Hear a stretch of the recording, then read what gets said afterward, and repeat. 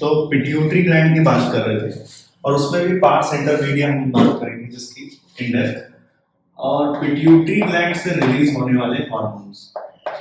ठीक है, pituitary gland से रिलीज होने वाले हार्मोन्स। सबसे पहले हम बात करते हैं जो रिलीज होता है, that is growth hormone. Growth hormone is basically responsible for growth of body. Growth के लिए रिस्पॉन्सिबल है, नाम से पता चल रहा है। यहां पर जो समझने वाली बात है वो ये है कि अगर इसका डेफिशिएंसी होता है बॉडी में, अगर ग्रोथ हार्मोन की डेफिशिएंसी होती है तो क्या होगा?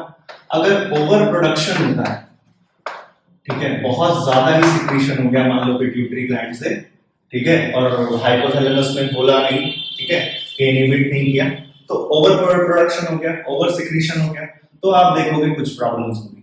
क्या प्रॉब्लम होगी? ग्रोथ ज्यादा हो जाएगी and the situation is gigantism, gigantism whatever you call it, and यहां पर हाइट छोटी रह जाएगी, मतलब ड्वार्फिज्म। दोनों ही प्रॉब्लम है। डेफिशिएंसी हुई तो ड्वार्फिज्म, ओवर प्रोडक्शन हुआ तो जाइगेंटिज्म। ये तो बच्चों की बात हो गई। एडल्ट्स में अगर हम देखें तो सेम थी। एडल्ट्स होने के बाद अगर ग्रोथ हार्मोन का सिक्रीशन बहुत बढ़ जाता है, for example if a person is adult और ग्रोथ हार्मोन का सिक्रीशन बहुत बढ़ गया है, ठीक है, ग्रोथ हार्मोन का सिक्रीशन बहुत बढ़ गया है, then the condition will be known as acromegaly. Megaly is always known for increase, है ना? इंक्रीज के लिए वर्ड क्या यूज करते हो? Megaly. Acromegaly is the condition. ये कंडीशन काफी डेंजरस हो जाती है। क्यों? क्योंकि इसमें आप देखोगे डिसफिगरमेंट देखने को मिलता है ऑफ द बॉडी, ठीक है, डिसफिगरमेंट देखने को मिलेगा and even can lead to death if unchecked. और इसकी जो अनफॉर्चुनेट बात है वो यही है, इसकी अनफॉर्चुनेट बात यही है कि शुरुआत में इनिशियल स्टेजेस में इतना कुछ पता चलता नहीं है, ठीक है। इनिशियल स्टेजेस में इसका डायग्नोसिस जो है वो पता चलता नहीं है, और जब पता चलता है इट्स बीन टू लेट। तो एक्रोमेगाली एक कंडीशन है जो कि एडल्ट्स में देखने को मिलता है। ये डेफिशिएंसी और ओवर प्रोडक्शन तो वो ग्रोथ स्टेज की बात कर रहे हैं ना, ड्वार्फिज्म और जाइगेंटिज्म, ठीक है। चलो, तीन बातें हमने ग्रोथ हार्मोन के पर्सपेक्टिव से समझी, which is released from pituitary gland, ठीक है, and which is first thing is dwarfism, second thing is gigantism, and third thing is acromegaly. Second hormone that we are going to discuss is obviously prolactin.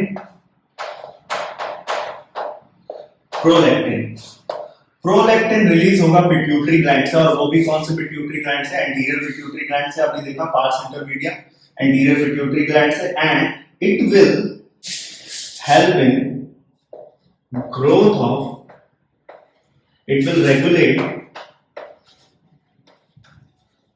Growth of, अभी देखा ना, mammary glands,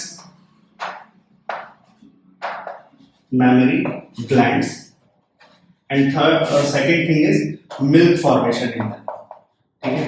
milk formation के लिए भी कौन responsible है? इन mammary gland milk formation के लिए भी रिस्पॉन्सिबल है प्रोलैक्टिन। तो यहाँ पर दो हार्मोन कंप्लीट होते हैं अपने पिट्यूटरी ग्लैंड के, growth hormone, prolactin. Third hormone that we are going to discuss is, for example, luteinizing hormone. इसको दो सेक्शन में थर्ड और फोर्थ हार्मोन साथ में करते हैं हम लोग, ठीक है। ल्यूटिनाइजिंग हार्मोन और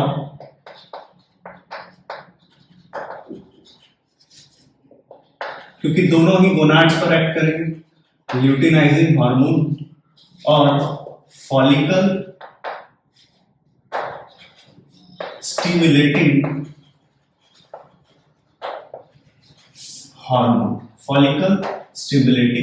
hormone, that is LH and FSH. LH male में अब अलग काम करेगा, है ना, मेल में अलग काम करेगा, फीमेल्स में अलग काम करेगा। वो देखते हैं कैसे। देखो मेल्स में तो क्या करेगा luteinising hormone, it will act on Leydig cell, ठीक है, लेडिक सेल, और लेडिक सेल को बोलेगा कि भाई आप क्या करो, टेस्टोस्टेरॉन सिक्रीट करो, टेस्टोस्टेरॉन सिक्रीट करो, which is male sex hormone, which is male sex hormone and responsible for changes in puberty, changes in puberty in male, changes in males during puberty, ठीक है। तो मेल को क्या, mail में क्या क्या काम कर रहा है, टेस्टोस्टेरॉन सिक्रीट करवा रहा है, और टेस्टोस्टेरॉन सिक्रीट लेडिक सेल कहां प्रेजेंट होते हैं, Leydig cells are present in testis of male, ठीक है। तो ल्यूटिनाइजिंग हार्मोन सिक्रीट हुआ कहां से, पिट्यूटरी, एंटीरियर पिट्यूटरी ग्लैंड से, और उसने टेस्टिस को मैसेज दिया, टेस्टिस के पर्टिकुलर लेडिक सेल को मैसेज दिया कि टेस्टोस्टेरॉन सिक्रीट करो, which is male sex hormone. क्यों है ये मेल सेक्स हार्मोन, क्योंकि इसके फंक्शंस क्या हैं, जो भी चेंजेस मेल में ड्यूरिंग प्यूबर्टी या एडोलेसेंस देखने को मिलते हैं, वो क्यों देखने को मिलते हैं, बिकॉज ऑफ टेस्टोस्टेरॉन। तो सेम काम ये कहां पर करेगा, सेम काम यहां पर ये थोड़ा बहुत फीमेल्स में करेगा। फीमेल में ये जाएगा कहां, कहां पर जाएगा, ओवरी में जाएगा, है ना। फीमेल में कहां जाएगा, ये ओवरी में जाएगा, and it will help in ovulation, ovulation में हेल्प करता है ल्यूटिनाइजिंग हार्मोन। तो देखो फीमेल में अलग काम है और मेल में अलग काम है luteinizing hormone.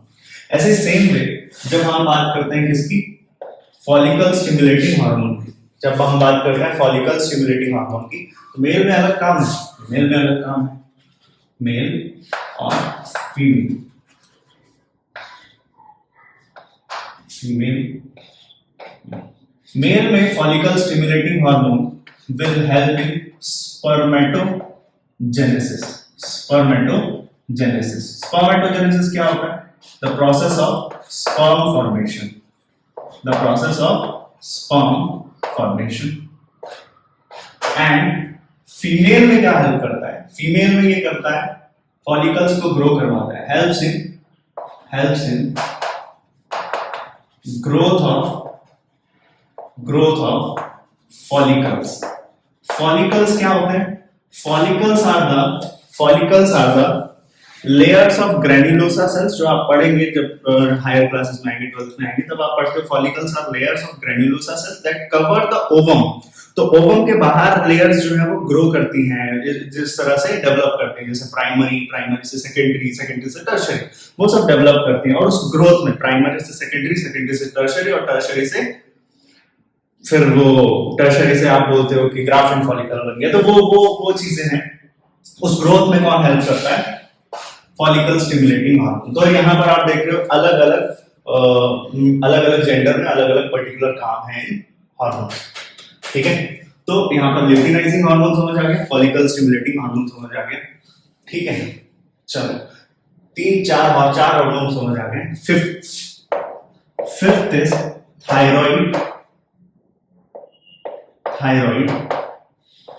stimulating, fifth is thyroid stimulating hormone,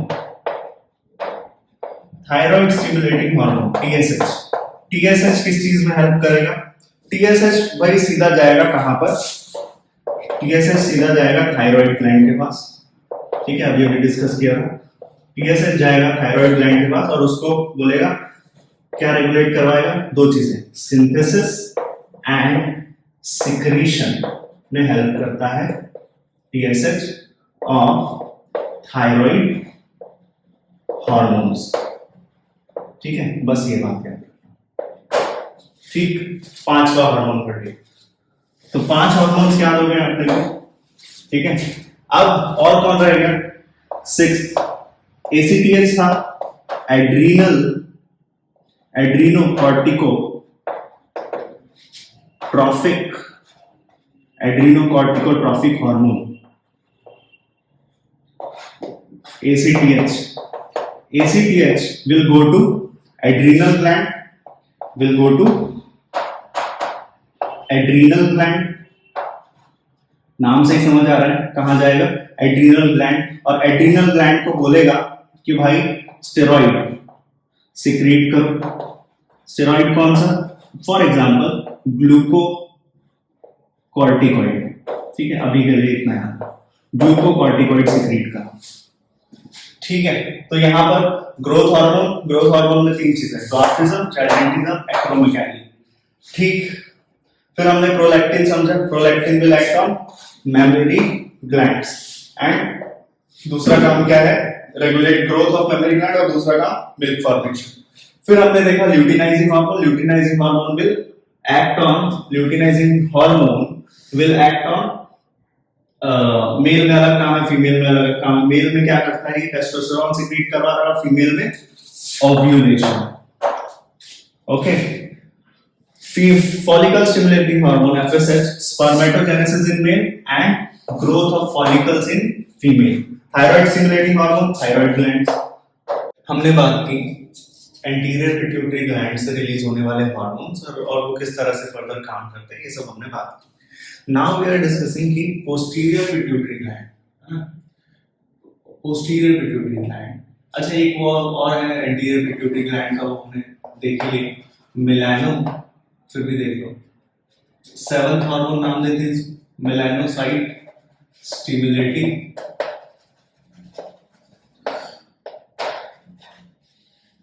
melanocyte stimulating hormone. One word में अगर इसका फंक्शन याद रखना हो तो हमने बात की थी कलर पिगमेंटेशन, तो स्किन का जो कलर है, ठीक है, उसका पिगमेंटेशन जो है वो कौन कंट्रोल करता है, एमएसएच, ठीक। अब हम बात करते हैं पोस्टीरियर पिट्यूटरी ग्लैंड। तो posterior pituitary gland, posterior pituitary gland which is also known as neurohypophysis और pars nervosa, ठीक है, पार्स नर्वोसा, जैसे पार्स डिस्टालिस, पार्स इंटरमीडिया, वैसे ही पार्स नर्वोसा। तो यहां से जो हार्मोन रिलीज हो रहे हैं दो बेसिक, पहला तो है ऑक्सीटोसिन, ठीक है, पहला तो है, या पहला लिख लो vasopressin, vasopressin which is ADH, anti diabetic hormone. ये क्या करेगा, increases the reabsorption, बता दिया था वैसे, बस लिख लो, reabsorption of sodium and water from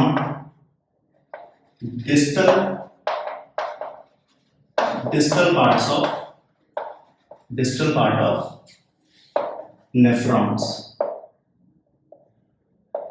ठीक है, distal part of nephrons।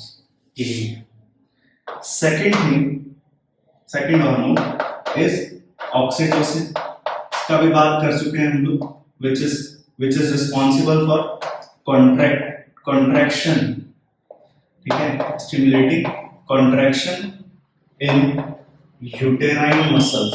Female में जो यूटेराइन मसल्स होंगी उनको कॉन्ट्रैक्ट कौन करवाएगा, ऑक्सीटोसिन। तो इसीलिए इसको और क्या बोलते हैं, बर्थ हार्मोन भी बोल देते हैं, ठीक है, इसको क्या बोल देते हैं, birth hormone. In during parturition, या फिर क्या बोलते हैं, चाइल्ड डिलीवरी, ठीक है। बस इतनी बात अपने को समझ आ गई। आगे देखते हैं एक और चीज, जब पार्चुरेशन होता है, ऑक्सीटोसिन रिलीज होता है और उसके बाद से मिल्क सिक्रेट होने लगता है ना, फ्रॉम मेमोरी ग्लैंड। देखो, मिल्क फॉर्मेशन की जब मैं बात करता हूं तो मिल्क फॉर्मेशन और development of mammary glands, development of mammary glands is just by prolactin, ये हमने देखा, and milk formation is also by prolactin, ये भी देखा। लेकिन मिल्क का सिक्रीशन हमेशा कब होगा, after child delivery, after parturition, ठीक है, आफ्टर पार्चुरेशन। और वो मिल्क का सिक्रीशन क्यों होगा, कौन करवाएगा, ऑक्सीटोसिन। तो मिल्क का सिक्रीशन का भी पूछे तो ऑक्सीटोसिन, मिल्क का फॉर्मेशन का भी पूछे तो प्रोलैक्टिन। बस, तो ये यहाँ पर हमारा क्या कंप्लीट हो जाता है, पूरा पिट्यूटरी ग्लैंड हमने फ्रॉम स्क्रैच टू एंड पूरा पढ़ लिया। ठीक है, बस इतना ही पढ़ना है, ना इससे ज्यादा ना इससे कम अभी के लिए। ठीक है, एनसीईआरटी पर्सपेक्टिव देख रहे हैं फिलहाल तो हम।